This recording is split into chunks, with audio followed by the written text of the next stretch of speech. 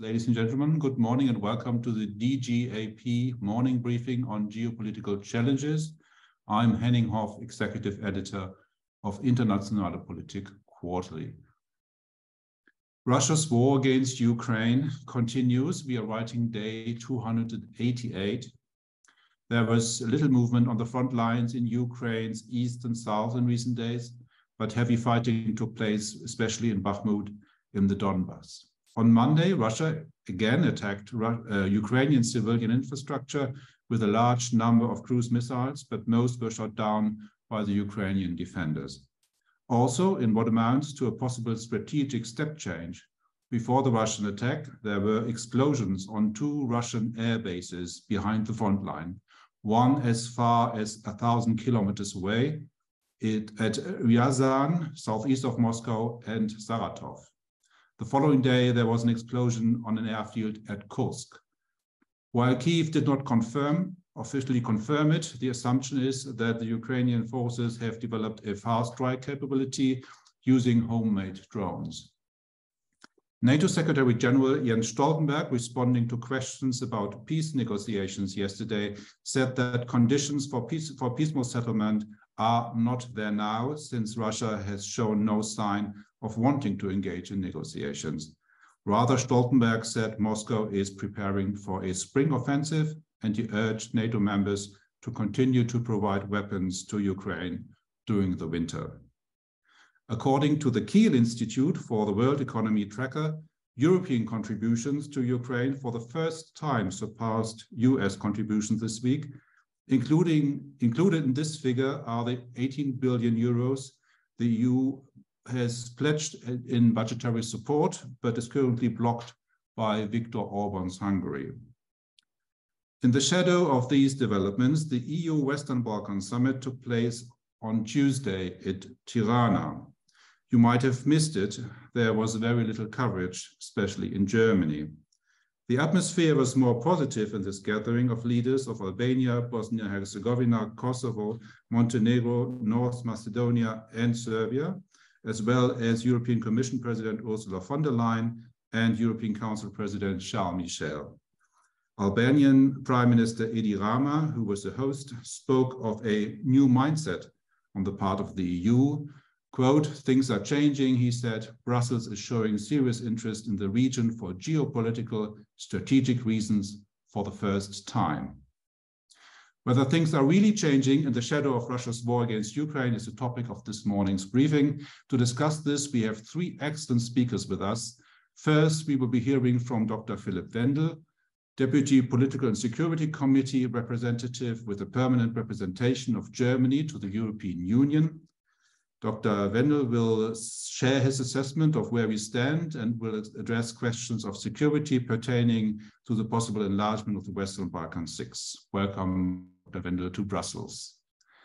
Next, we will be hearing from Milica Delević. She is Director for Governance and Political Affairs at the European Bank for Reconstruction and Development. Formerly, she was Director of the European Integration Office of the Serbian government. She will focus her remarks on economic aspects. Very warm welcome to London. And last but not least, we'll be hearing from my DGAP colleague, Milan, Senior Fellow, Alfred von Oppenheim Center for European Policy Studies here at the German Council on Foreign Relations. Milan has been instrumental in organizing these DGAP morning briefings, which we started on February the 24th, and this one is no exception. He will be talking about the next of EU reforms and the enlargement process and reflects on the dangers of the Western Balkans becoming even more sidelined. Good morning, Milan. And I should point out that each speaker has about 6 to 7 minutes for their introductory remarks. We will be opening up for your questions and comments after roughly 30 minutes. For the Q&A, please raise your hand, introduce yourself, and put your question in person to the panel. You can also submit questions and comments via the chat function. Please note that this event is being recorded and that we will have to close on time at 9:30 a.m. And now to start us off, let's turn to Dr. Wendel. Thank you very much, and good morning from Brussels here. Let me say from the very start, I'm the deputy PSC representative here in Brussels for Germany. And as such, I'm not an expert on the Western Balkans, since we cover such a wide range of issues in the Political and Security Committee. What I'm focusing on in my daily work is security and defense. So I'm very happy also to answer questions which are related to security and defense, the CSDP of the European Union later on. So first of all, on the Western Balkan Summit, from our perspective, it has been a very successful summit. It was highly symbolic because it was the first summit to take place in one of the Western Balkan countries, in Albania. Why was it so successful? From our perspective, we have seen a very substantial summit declaration with strong commitments from all sides, from the EU side and from the Western Balkan countries. The common goal remains clear. We want to integrate the entire Western Balkans into the European Union. Both sides have undertaken important steps in this regard. For the countries of the Western Balkans, what have they committed to? They committed to reforms, in particular on rule of law, independence of the judiciary, fight against corruption and organized crime. They committed to aligning on the common foreign and security policy, on condemning Russia's war of aggression against Ukraine, and also on sanctions against Russia. They committed to aligning concerning visa policy towards third states, which is very important to better manage migration flows through the Western Balkans. And most importantly, they committed to our common values that we stand for: democracy, rule of law, human rights, and that is very important for the future. From the side of the European Union, the European Union committed to supporting the Western Balkans in steps towards integration into the common market. The European Union communicated openness when it comes to joint procurement of natural gas, LNG, and hydrogen to Western Balkan countries. The European Union announced an energy support package, which will mitigate the impact of the energy crisis with 500 million euros for households in the Western Balkans, and which will also accelerate the energy transition in the Western Balkans with further 500 million euros for new investments. The European Union announced an economic and a new package within the economic and investment plan for the Western Balkans. This new package amounts to 400 million euros in grants for 12 investment projects.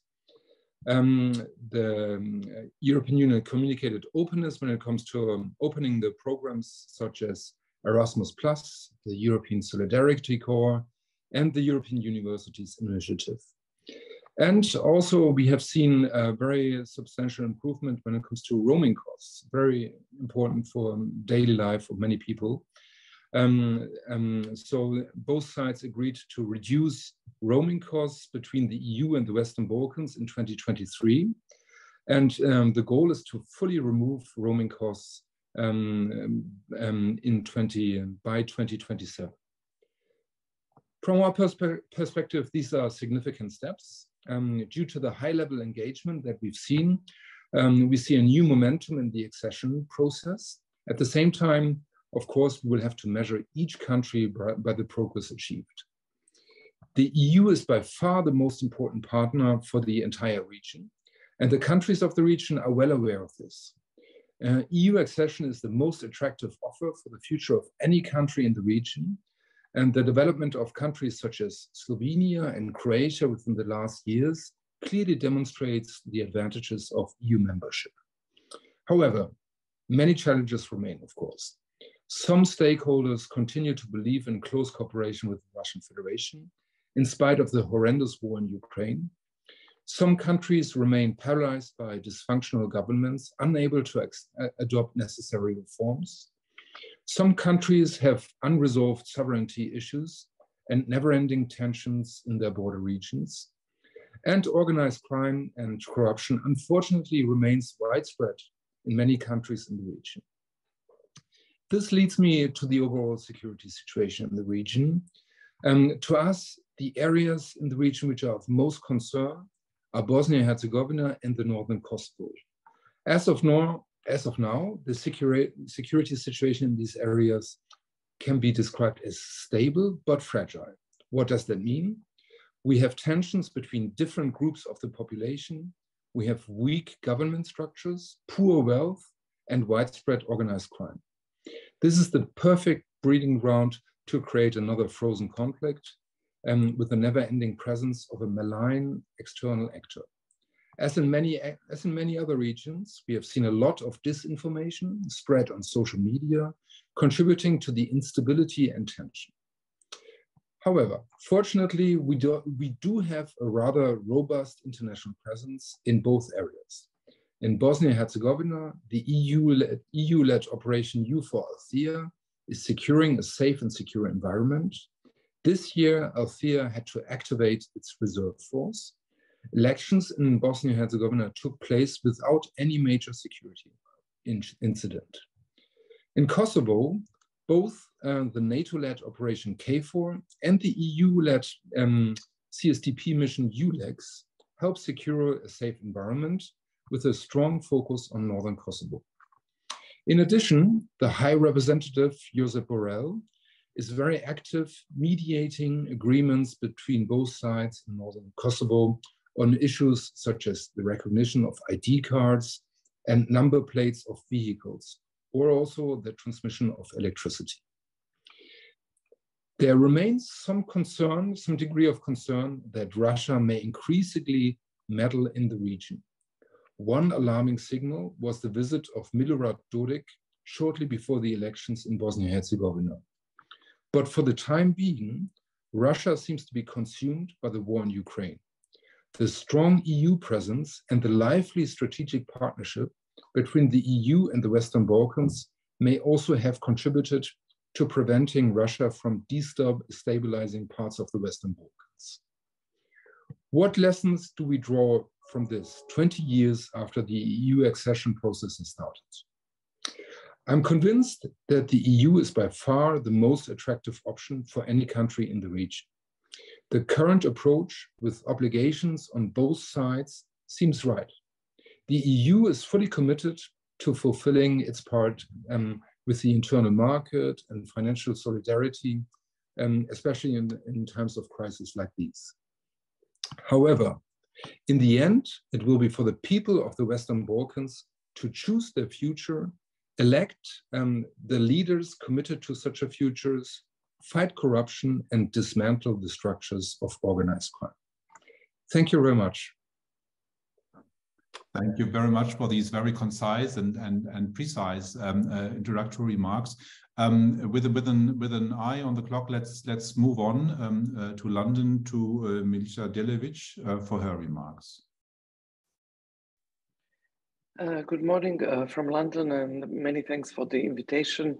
I work for an organization that is a very active and significant investor in the area of Western Balkans, but I'll try to give you more, to speak more in personal capacity and to give you my personal view, having worked for a long time in European integration, why economic benefits in this process really matter and are important. I'm not going to return to the high-level summit of a couple of days ago, given that Dr. Wendel covered the achievements in detail. And I will actually take it from where he left it. And this is the reflection that we will this year be marking 20th anniversary of Thessaloniki, which effectively put this membership perspective in front of the Western Balkans countries. And while it is true that we have heard in Tirana recently that the European Union remains committed to this membership perspective, it is also fair to say that within 20 years of this process, none of the Western Balkan 6 made it close to membership.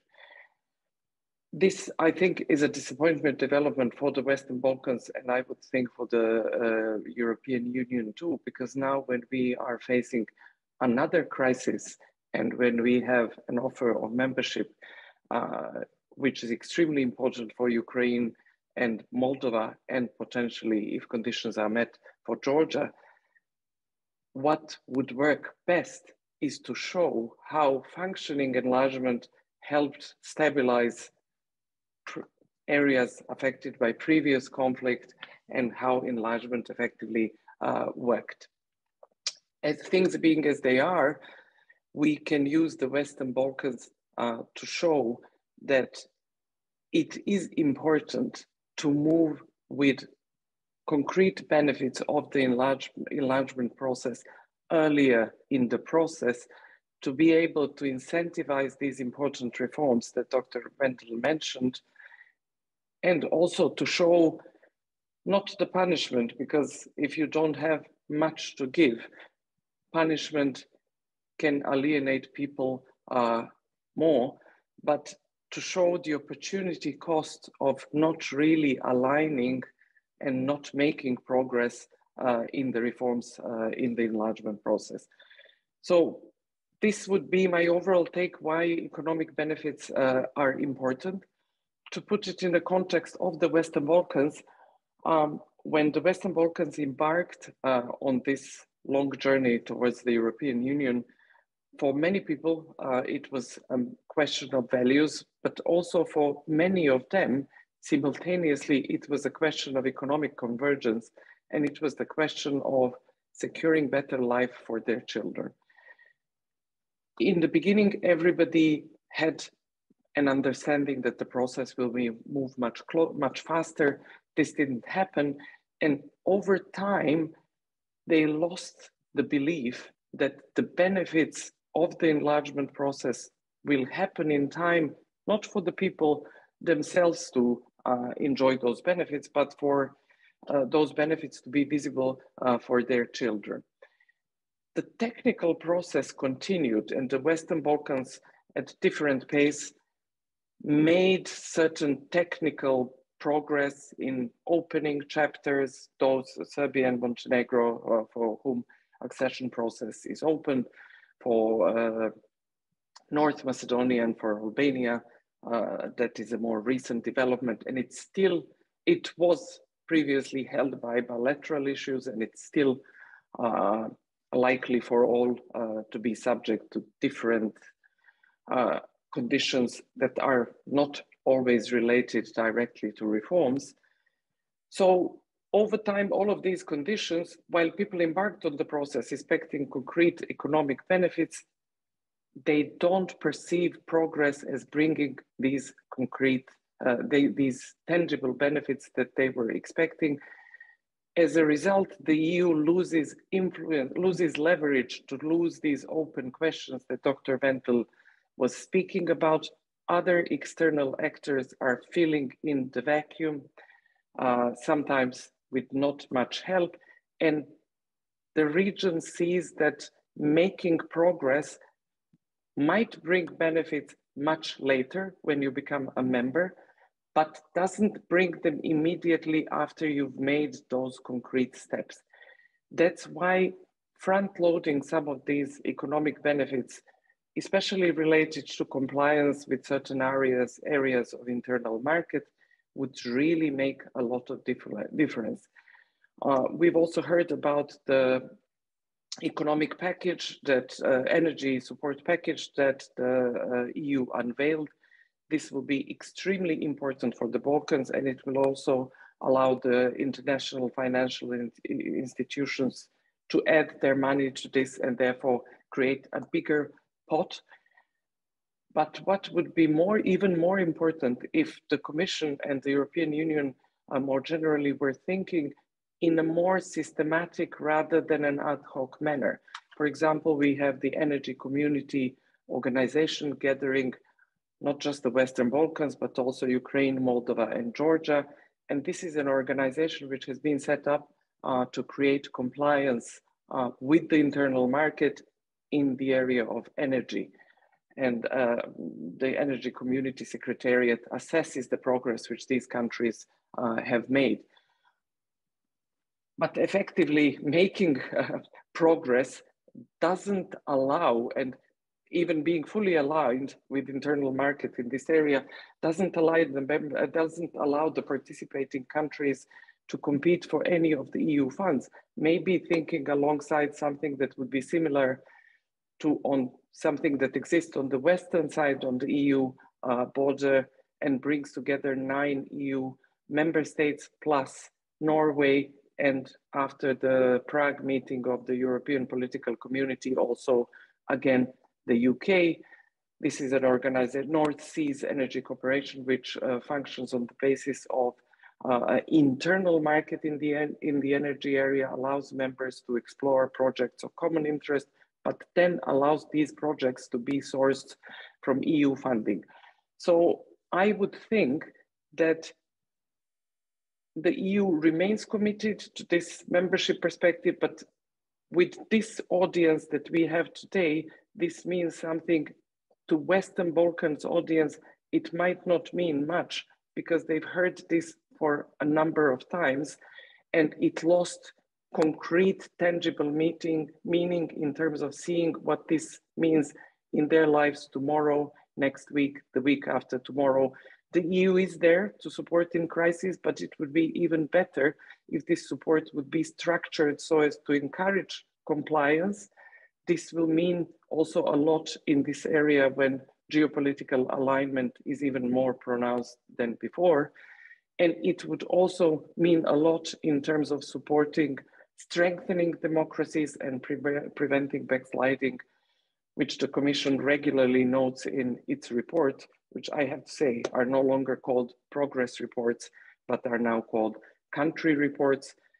So I think the best way to think about the enlargement and the best way to show to Ukraine and Georgia that this is effectively a process which solves crises and supports crises is to perform it in a way which allows the EU to exercise its leverage and actually encourages concrete progress on both political criteria and sectoral reform in countries of operation, in countries wanting to join the European Union.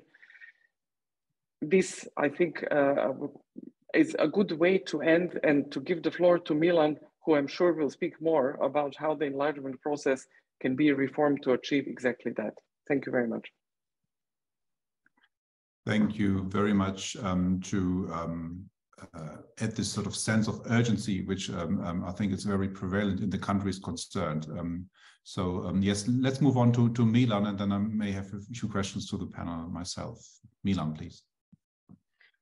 Good morning, everybody. I'm very delightful to join this morning briefing series in a speaking role for the first time. But let me also invite other colleagues from DGAP who are in this call, our associate fellows on the Western Balkans, Zoran Nechev, who is today in Berlin, but who usually sits in Skopje, and Tera Tugelhofer to also join in later. I prepared 3 points or observations about positive trends this year and 3 negative ones. But before I go to 3+3, let me try to do something else after previous 2 speakers, to take maybe a certain distance and from a helicopter view to address the question why we are here when there is a war in Ukraine, when Europe wants to consolidate geopolitically, and we have an enclave of 6 states that are surrounded by the EU. They have about 18 million inhabitants on paper, but with Exodus it's lower, and we still are where we are after 20 years of the Thessaloniki promise of integrating them. This is a big lesson for Ukraine also, a very sober one. And I think one has to remember that there is time lost on both sides. So the EU was much more open. There was a window of opportunity that Croatia used. And before the global financial crisis and the Euro crisis struck in, the European Union was ready to move fast.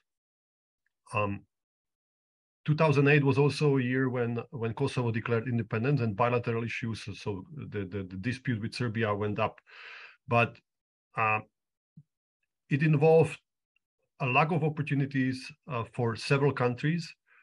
North Macedonia is a good case. It was blocked by Greece last decade, and then when they made this unprecedented, this amazing agreement about the name of North Macedonia, then EU was not ready, and France in 2019, famously blocked a prepared deal to start membership talks with Northern Macedonia. So it's a lost decade on both sides. It's also it was a commitment of former German Chancellor Angela Merkel who spent a lot of time and attention, political attention, to the region to advance integration.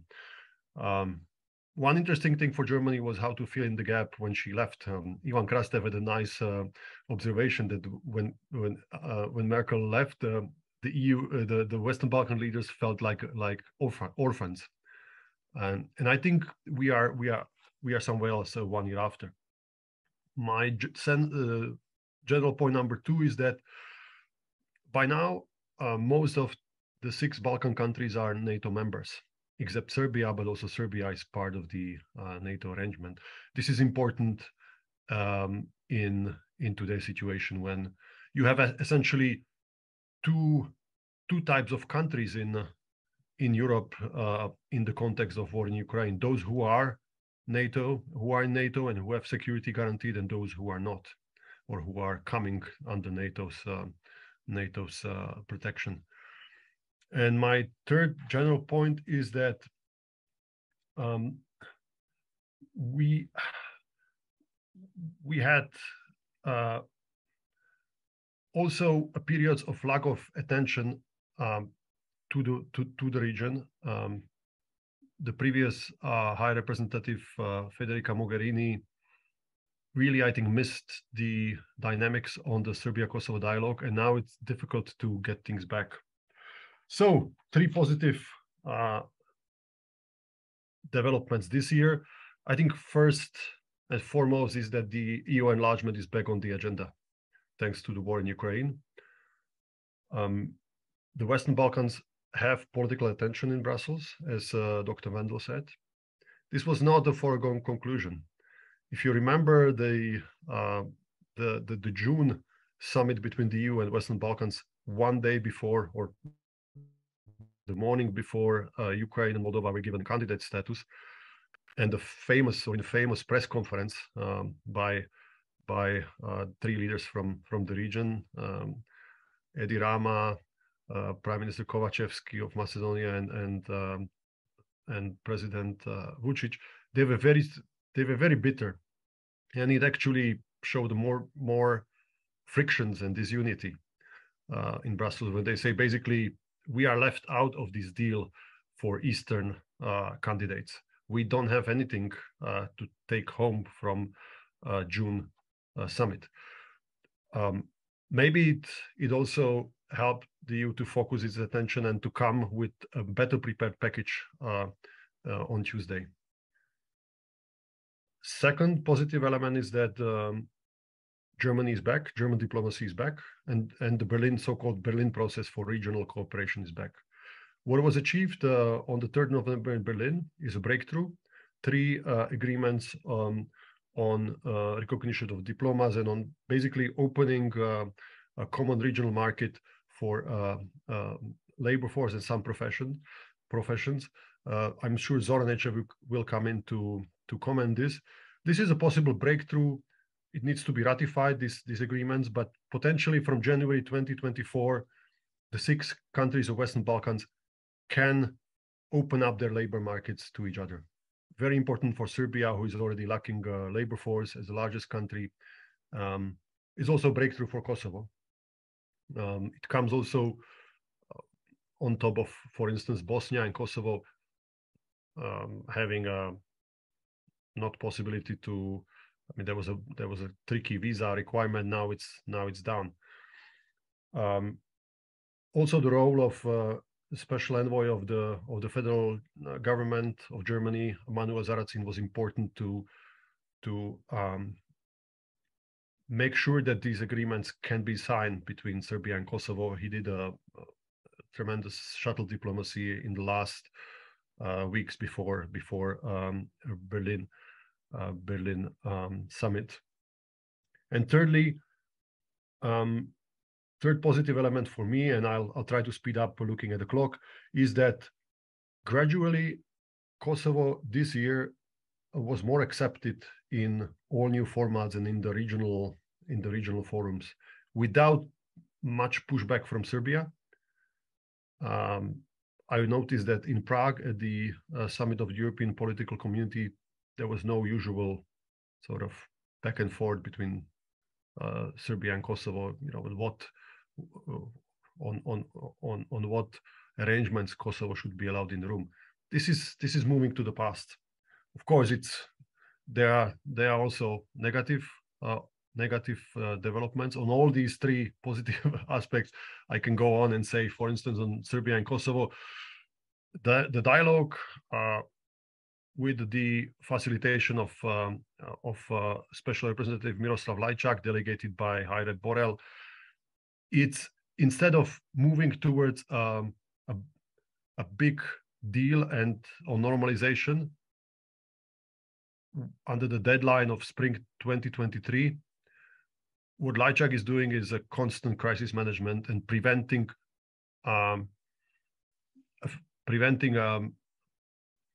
maybe even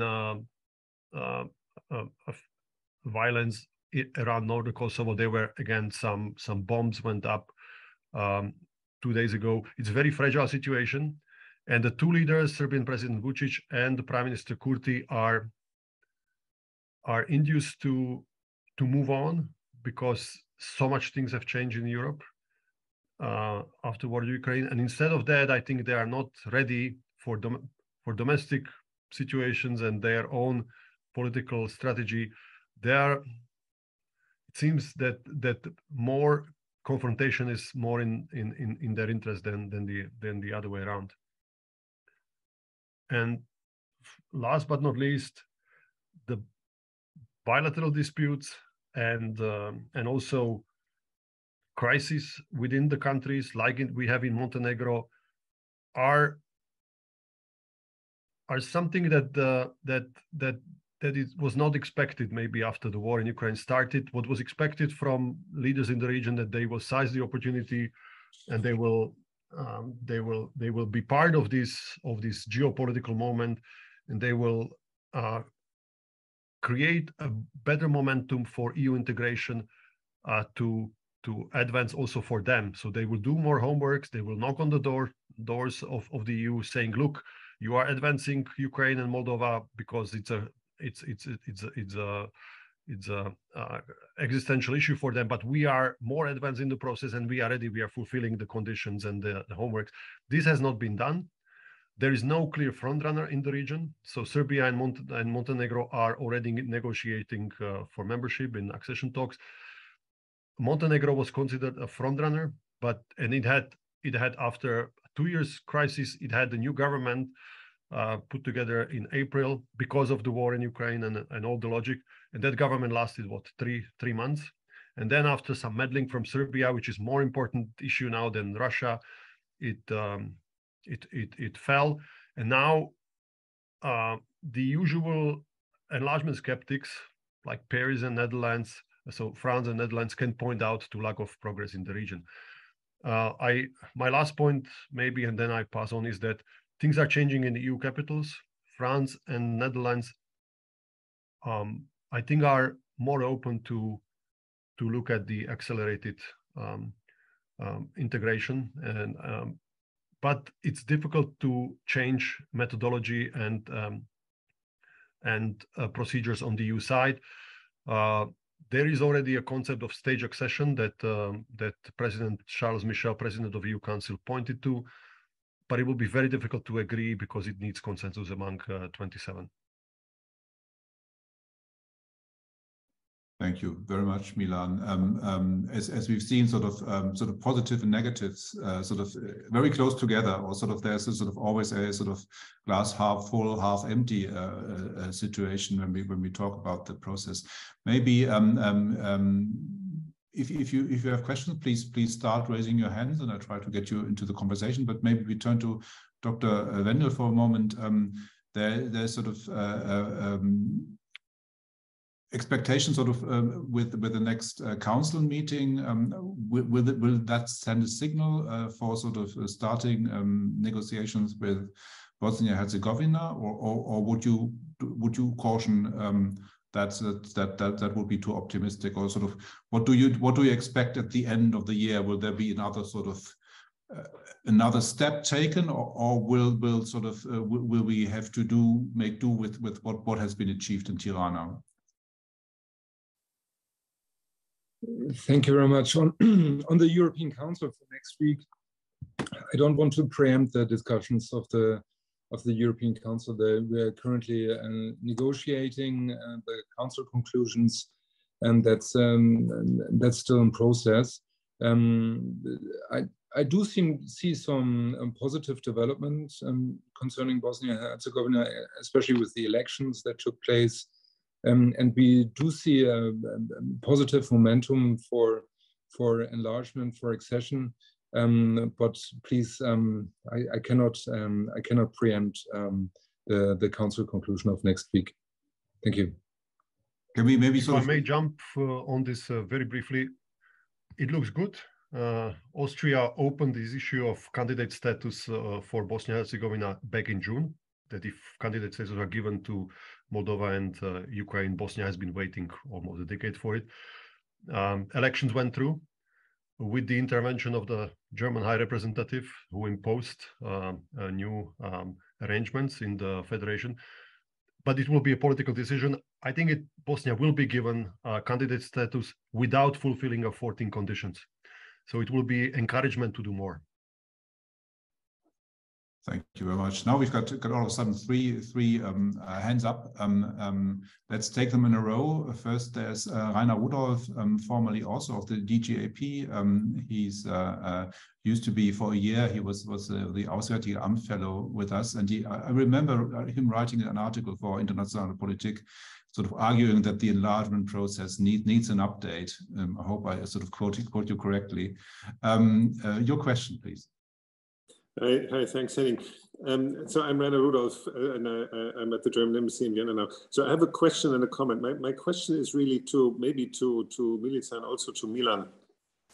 So, I mean, we know, we get what you've been describing, 20 years since Thessaloniki and all those unfulfilled expectations. And I wonder, and here I'd like to build on what Philipp Wendel was saying, shouldn't we rather try to also reframe this period before accession, not always as an accession minus or not accession yet, but rather as a period where we actually immensely develop our relations. So rather as with the Western Balkan countries, so much more as a, how shall I say, third country plus relationship rather than a full membership minus, because as we know, even after membership, there will be transition periods, and there will be a period even after membership where not all of the acquis will apply.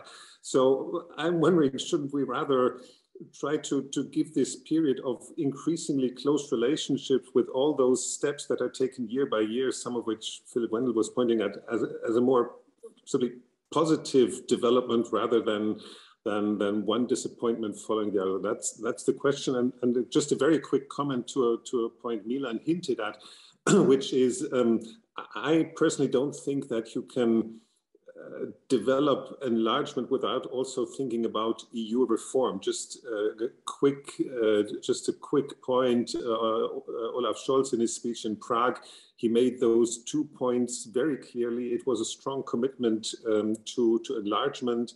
But it was also a very clear demand for EU reforms, steps which have to be taken in parallel. That as a comment. Thank you. Thank you very much, Rainer. And maybe one more question for now, and then we put it back to the panel. Zoran, please, our DGAP colleague. So no, my point, yeah, I have a more of a comment than a question.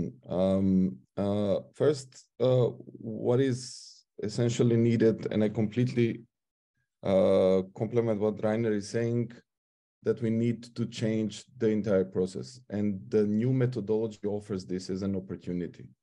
The big problem here is that the Commission is not pushing for all the elements that could be done under the new methodology. We cannot wait for the European Union to initiate the process of treaty change. There is much more things that can be done without changing the treaties, and accelerate this process. Accelerate. I don't know if that accelerate is the right word, because the European perspective has been mentioned in the Zagreb summit in 2000. That's like 20 plus years before. So I would not say about accelerating anything, just saying that there are a lot of things that can be done under the current circumstances and the new methodology.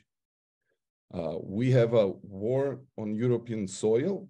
This will significantly change the paradigm of the enlargement process, as Ukraine and Moldova has been transferred from the neighborhood portfolio to the enlargement portfolio. So that means they're on track of becoming a European member state one day, whenever that comes. But that means that the entire process of accession and DGNIR as such need to restructure, because they are hardly doing with the capacities within the Director General for the Western Balkans. Now I can imagine the capacities that are needed for Ukraine, especially, and also Moldova. There is a momentum on enlargement, but this is propelled by the war in Ukraine.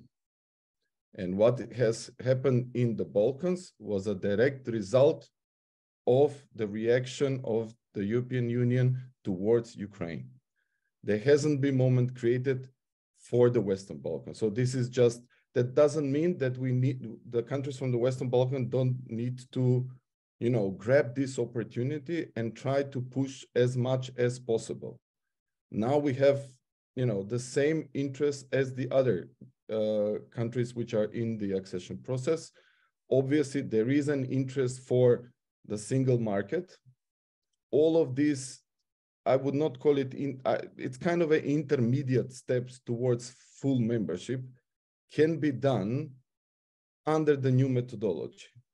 And this is quite possible. We have a now cluster on internal market, the countries which are interested in aligning with all the chapters within the internal market cluster and fulfill the economic criteria from the fundamentals can join. And it's easy as that. We don't need a treaty change. A lot of things can be done. Same goes for common foreign and security policy. There is a question in the chat. You have 3 countries which are 100% aligned with the EU CFSP. There are no benefits for it. At least, sitting somewhere in the back, on the meetings, at least hearing or voicing whatever they need to voice. So much has been done. There is an interest by the member state, but also from the accession countries to use this phasing in model now. It hasn't been worked through by the Commission for a variety of reasons, but I think that we all know the problem now with Ukraine and unleashing the 18 billion. Pretty much we're facing the same thing. The new methodology has been there for 2 years. We have been in Paris 2 weeks ago. The member states, all of them are saying this is the Commission work, and we are not seeing anything coming from the Commission. So much more needs to be done. And here I praise the member states which are pushing the Commission forward. We cannot do it without the Commission, but it's not that it's now the best ally of the membership, of the accession accession countries. So yeah, I will stop there. Thank you very much. I think you made your point well. Let's turn to the panel. Back to the panel. I think Milica, maybe you want to address the point. Sort of, would it be better to reframe sort of this waiting room, or sort of put a different label on it, see it in a more positive way? Thank you very much. And I could have slept an hour longer, and Zoran would have covered it all excellently. I think we are perfectly aligned. I understand what you're saying, and we basically on the Western Balkan side are saying the same thing. We understand that membership is not going to come tomorrow. We understand that you want to take gradual steps to bring us there, and that you expect us to do something in return. That something means both internal reform and geopolitical alignment. But this relationship needs to become non-binary. It cannot be all or nothing. It cannot be member, non-member, completely separated, that you get everything when you become member, and think about how to call things that you are already capable of dispersing as positives. It does require some effort, knowing that this process will take longer time. It's already taking longer than expected. Nobody thought when in Zagreb, when the stabilization and association process was inaugurated in early 2000, that this will last 23 years. And it's not always lack of reform that doesn't move things. Macedonia has been compliant, and yet it took a while to get a candidate status, to open accession talks. Kosovo has fulfilled the conditions for visa liberalization, yet is still waiting for this to happen. So basically, the point that we are all making is that, yes, we are ready to reinterpret the benefits, but we would also be happy to work on restructuring the process so that some of the benefits can happen earlier. This means you can reward compliance, and you can also increase opportunity cost of non-compliance. And the way you are thinking about the creativity that you are willing to extend to compliant countries like Norway, like this was my example with the internal market in energy.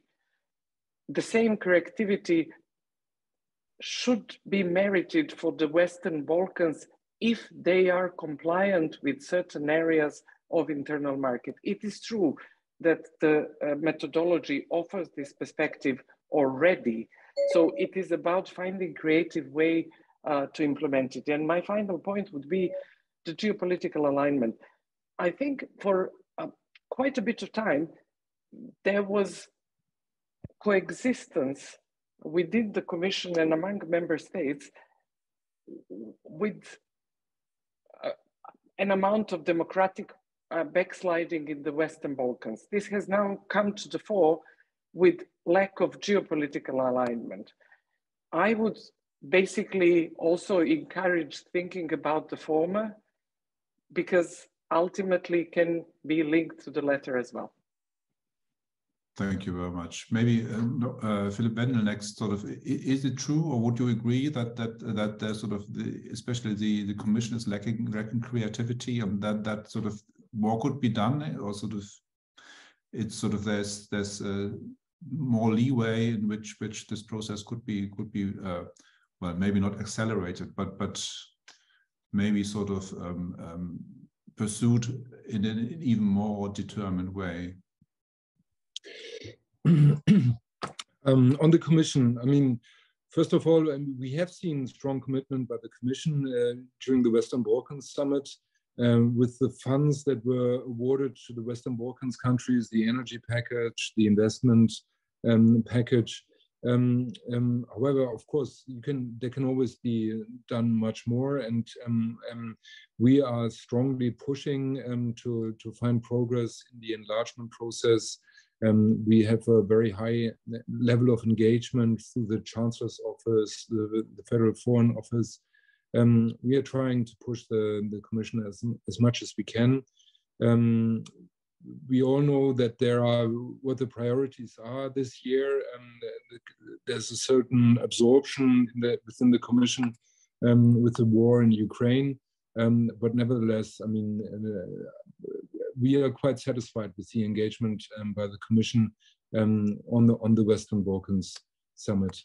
I also wanted to address one of the comments by Rainer Rudolph on reforms in the EU. And indeed, there are some very far-ranging proposals in Chancellor Scholz's speech in August in Prague. Most of those proposals, they would not require treaty change. So what he proposed is qualified majority voting in certain areas. That is possible even under the current treaty. But you need to convince all member states to activate the passerelle clause, for example.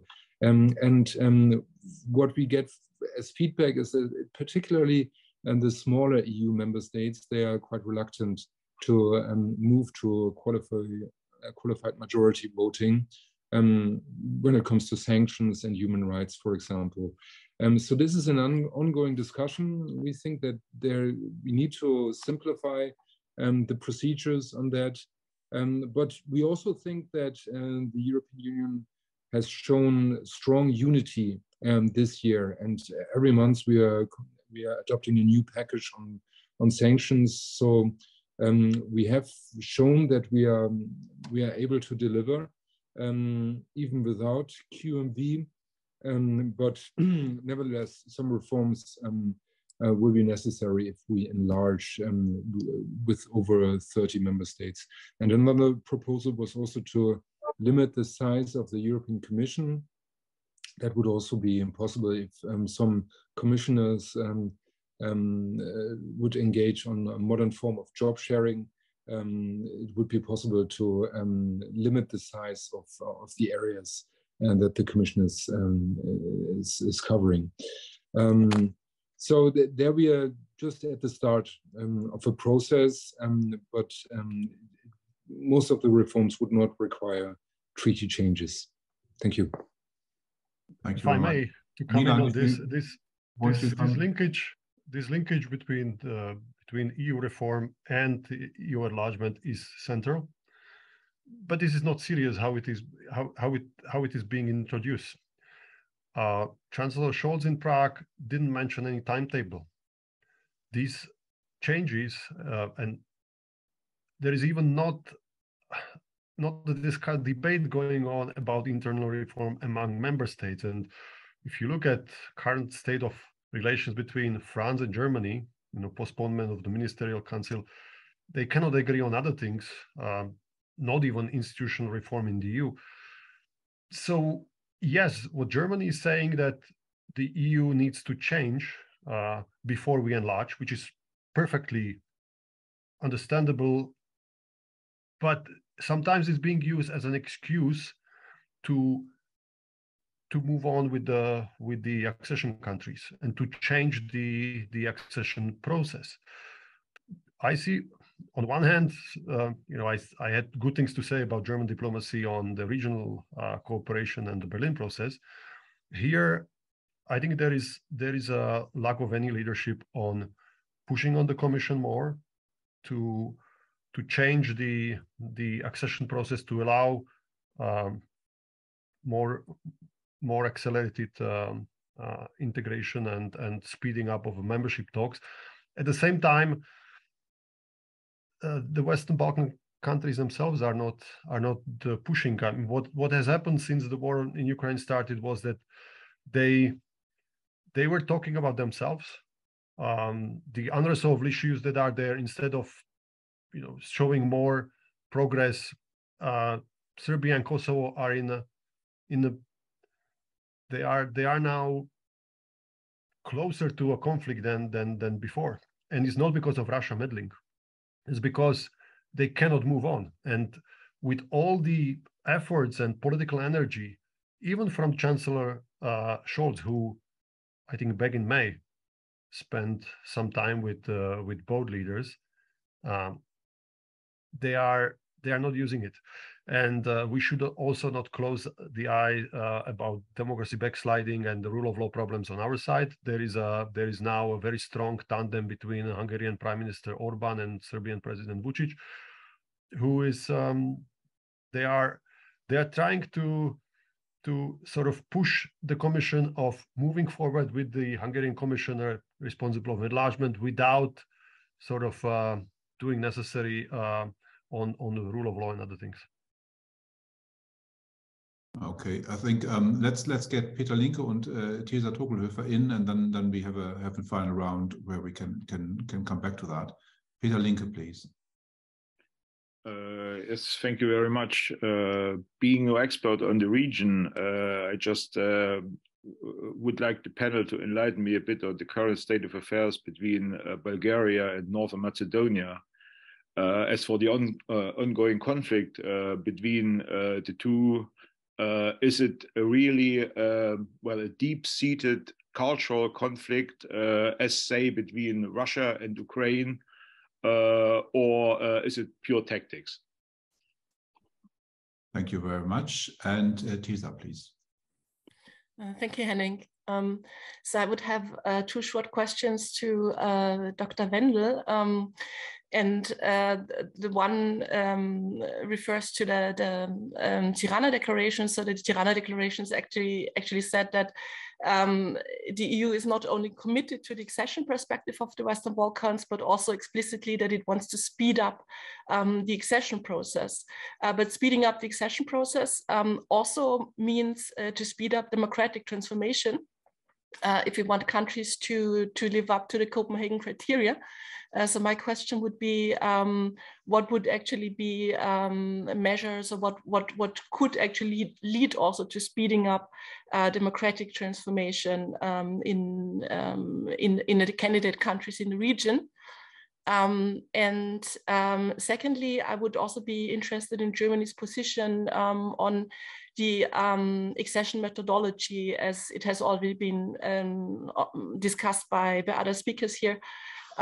So do you think that the current, the renewed accession methodology is the right instrument, and that now it's really about the candidate countries to deliver on reforms, or does Germany also see a need to reform the accession methodology, and would also support proposals in this direction? Thank you. Thank you very much. Most questions were addressed to you, Philipp Wendel. Maybe you take them. And just to add one more from the chat, there was a question. I think you touched on it in your opening remarks, but there was a question from a colleague from the Embassy of Denmark, asking about whether Serbia has really aligned on security policy at the summit in Tirana. Maybe you can give your sense on that as well. All right, thank you very much for the questions. First of all, on democratic transformation, and the question of Ms. Tokelhöfer, that's a very sensitive question. I mean, because democratic transformation can only take place within the country. It's very hard for an external actor to push towards such a democratic transformation. And it's basically up to the people of the Western Balkans to implement such a democratic transformation. What the EU can do is to provide some incentives and also include that in the negotiations, but it needs to come from within the populations. And there it's also very important to work with civil society in that regard, to work with the different political parties in order to ensure such a democratic transformation. Whether we have been successful so far or not, I think that's a very open question, and it's a very, very mixed picture that we get here for the Western Balkans. Maybe my colleagues can also add to that.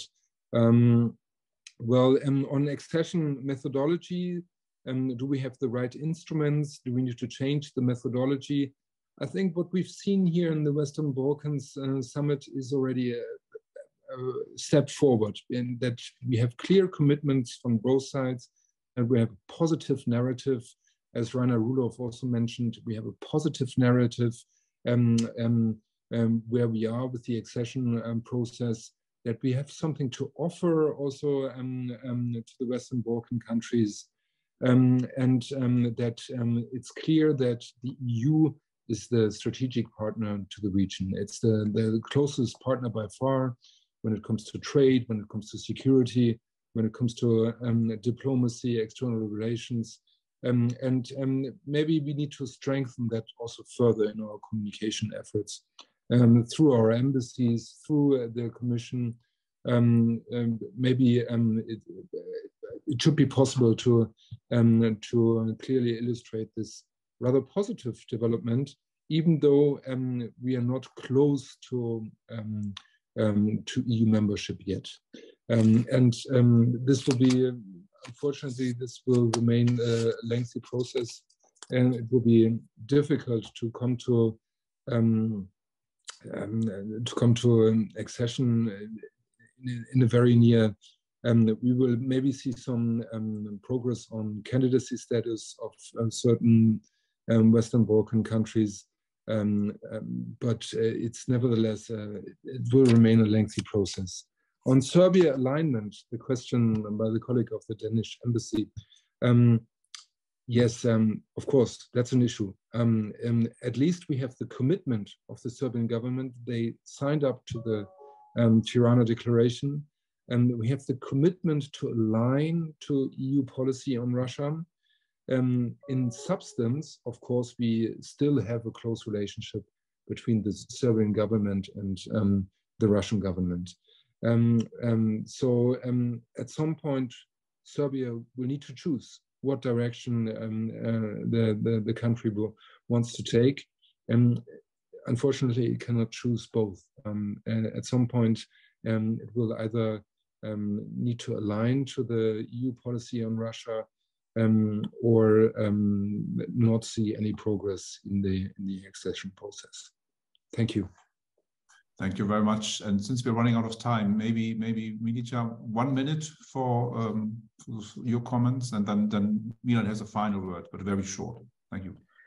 Thank you very much. I think it would be good to think about the enlargement in the Balkans in the context of enlargement with regard to Ukraine and Moldova.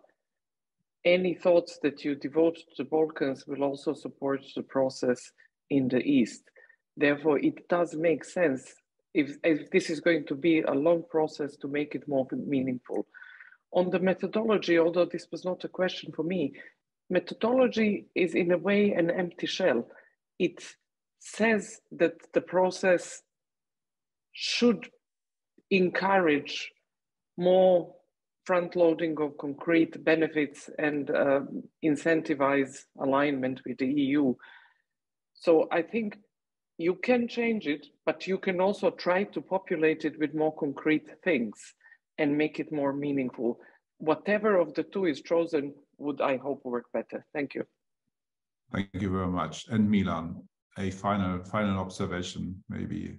This debate, what Zoran, I think, wanted to mention is that we are starting to do more also closed doors events and confidential discussions on the Western Balkans. Later today, we will have one with Americans. We haven't mentioned the US, but you help us with this discussion to bring back more of this to Berlin. We shouldn't forget, as we look at the war in Ukraine and at the need to help Ukraine and Moldova, which are much more vulnerable than the Balkan countries, to survive. We shouldn't forget that there is a region that is also very fragile, and that Germany can still do more in leading other EU members to be more ready to bring both sides together. So thank you very much also, Henning and others, to spend this morning with us, and looking forward to other morning briefing editions. Thank you very much, Milan. And with that, sort of maybe Zeitenwende also on the Balkans, question mark, that I think we bring this meeting to a close. Thank you very much, Philipp, Wendel, Milica, Delević, and Milanic. And thank you also for joining us this morning, and looking forward to seeing you next week again. Have a very good morning, everyone.